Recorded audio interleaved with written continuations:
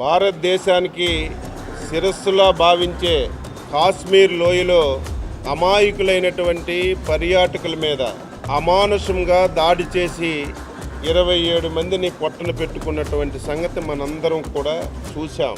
ఇటువంటి పరిస్థితిలో రాత్రి భారత సైన్యం ఉగ్రవాదుల మీద చేసినటువంటి దాడిని యావత్ భారతదేశం గర్విస్తుందని చెప్పి ఈ సందర్భంగా తెలియజేస్తున్నాను. ఇప్పటికే తెలుగుదేశం పార్టీ మొన్నను భారత ప్రధానమంత్రి గారు అమరావతి రాజధాని పనులు పునఃప్రారంభానికి వచ్చినప్పుడు ఆ సభలో యువ నాయకుడు శ్రీ నారా లోకేష్ బాబు గారు, తెలుగుదేశం పార్టీ జాతీయ అధ్యక్షులు శ్రీ నారా చంద్రబాబు నాయుడు గారు ప్రజల సమక్షంలో ప్రధానమంత్రి గారు దేశ భద్రత గురించి, మొన్న ఉగ్రవాదులు చేసినటువంటి దాడి మీద ఎటువంటి నిర్ణయం తీసుకున్నా ఆ నిర్ణయానికి తెలుగుదేశం పార్టీ పూర్తిగా సహకరిస్తుందని ప్రజల సమక్షంలో చెప్పిన విషయాన్ని ఒక్కసారి గుర్తు చేస్తున్నాను.